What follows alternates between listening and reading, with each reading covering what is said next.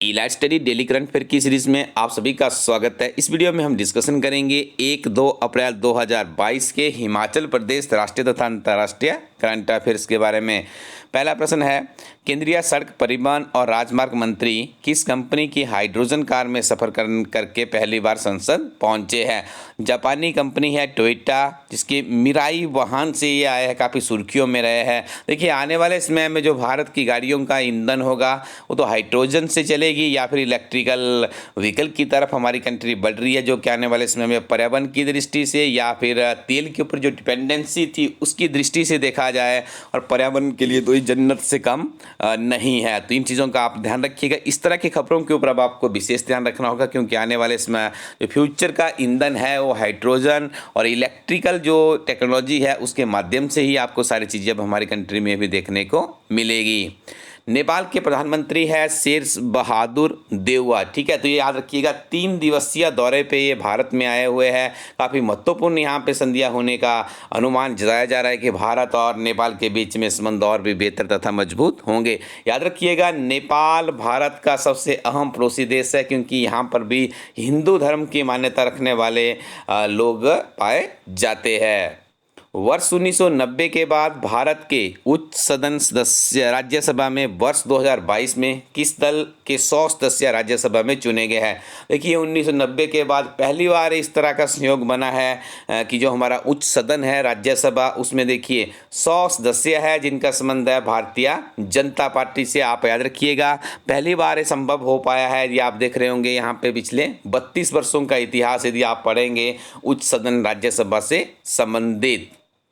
Startups के लिए संभव एंटरप्रेन्योरशिप चैलेंज 2022 कार्यक्रम भारत में शुरू करने की घोषणा किसके द्वारा की गई है? तो ये घोषणा शुरू की गई है अमेजन इंडिया के द्वारा। और यदि आप देखेंगे तो इस तरह के प्रश्न आपको लाइट सर्विसेज में देखने को मिलेंगे। उसके पुराने प्रश्न पत्र यदि आपने पढ़ने हैं तो वीडियो के अंत में आपको एक किताब का रेफरेंस देंगे, उस किताब में आपको सारी चीज़ें मिल जाएगी। भारत और फ्रांस की सेनाओं ने अरब सागर में 5 दिवसीय किस अभ्यास कार्यक्रम का आयोजन किया है? तो इसका सही उत्तर होगा वरुण अभ्यास। याद रखिएगा, 5 दिवसीय ये अभ्यास था वरुण से आपको याद रखना है, नौसेना से संबंधित है। भारत और फ्रांस के बीच में यह आयोजित होता है। दुनिया के किस देश के पास सबसे ज़्यादा पनडुब्बियां हैं? तो इस देश का नाम है चीन। 14 फरवरी 2019 को पुलवामा में हुए आतंकी हमले के बाद भारत ने किस देश से मोस्ट फेवर्ड नेशंस का दर्जा वापस ले लिया है? तो इस देश का नाम है पाकिस्तान। देखिए, इसके बाद भारत और पाकिस्तान के संबंध काफ़ी ग्रस्त हो गए, काफ़ी कहेंगे हम गर्त में चले गए थे। लेकिन अब कोशिश करनी होगी। देखिए, आपसी बातचीत या इस तरह के संवाद से ही आगे भारत और पाकिस्तान बढ़ रहा है। ये देखिए, आज विभिन्न तरह के समाचार पत्र में डिफरेंट तरह के आर्टिकल छप रहे हैं, क्योंकि वहाँ पे पाकिस्तान में यदि आप देख रहे होंगे पॉलिटिकल इंस्टेबिलिटी वहाँ पे देखने को मिल रही है। इमरान खान जो उनके प्रधानमंत्री है, सत्ता उनके हाथ से निकलती दिख रही है।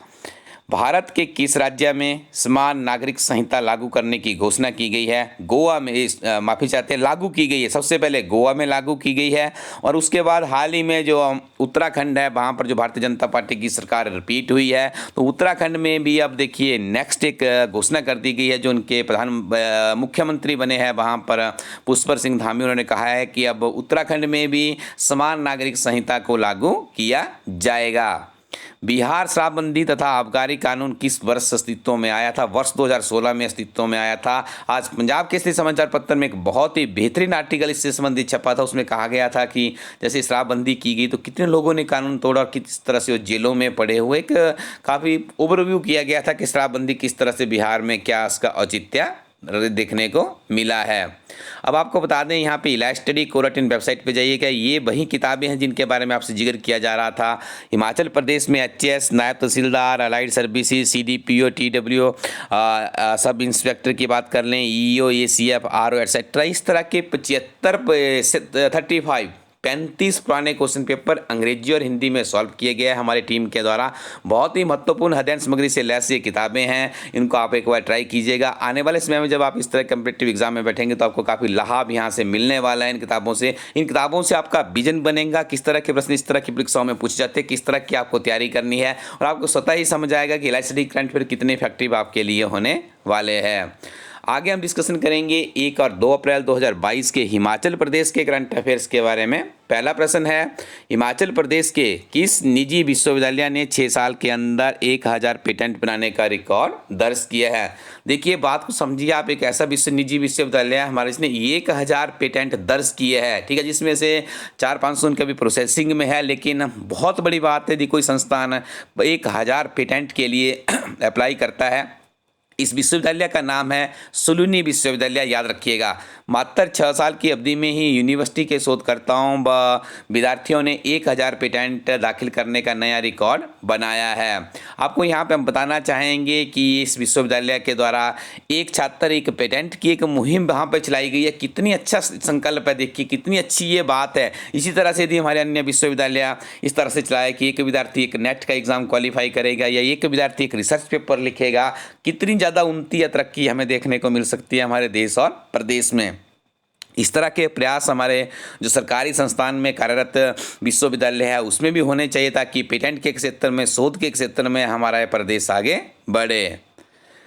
हिमाचल प्रदेश सरकार द्वारा नई आबकारी नीति को कब लागू किया? 1 अप्रैल 2022 को, आप याद रखिएगा, नई आबकारी नीति को लागू किया गया है। और इस दिन देखिए 10 नई योजनाओं को भी हिमाचल प्रदेश सरकार द्वारा इम्प्लीमेंट किया गया है। ये भी एक अच्छा रिकॉर्ड यहाँ पे बना, क्योंकि नई फाइनेंशियल ईयर हमारी शुरू होगी, 1 अप्रैल से शुरू हो चुकी है जब इस वीडियो को रिकॉर्ड किया जा रहा है। तो आप याद रखिएगा 1 अप्रैल से लेकर 31 मार्च तक हमारी फाइनेंशियल ईयर चलती है। तो सरकार के बहुत ज़्यादा नई योजनाएं, जैसे मजदूरों की दिहाड़ी की बात थी, 10 नई योजनाएं थी, और भी बजट में विभिन्न तरह की घोषणाएं जयराम सरकार के द्वारा की गई थी, तो उनको इम्प्लीमेंट कर दिया गया है।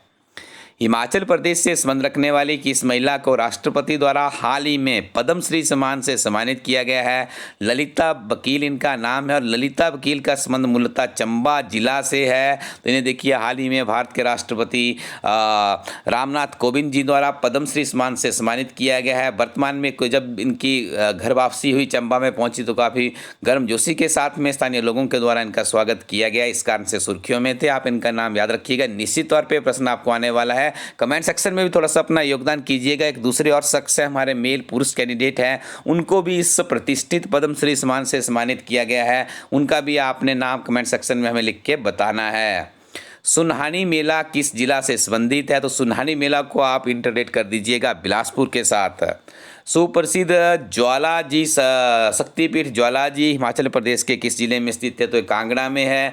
भारत में या पूरी दुनिया में देखिए नवरात्रों की धूम चल रही है। 2 तारीख को जब आप इस वीडियो को सुन रहे हैं तो नवरात्रे शुरू हो चुके हैं, और माता रानी से हम यही अपेक्षा करते, यही कामना करते हैं, यही दुआ करते हैं कि आप सबका जो आने वाला भी वर्ष है इसमें आपको नौकरी जरूर मिले। माता रानी का आशीर्वाद आप सबके ऊपर बना रहे। तो आप भी आगे बढ़ते रहिएगा और नियमित रूप से अपने पढ़ाई को जारी रखिएगा। आप अपनी पढ़ाई को जारी रखेंगे तो निश्चित तौर पे आपको सफलता मिलेगी।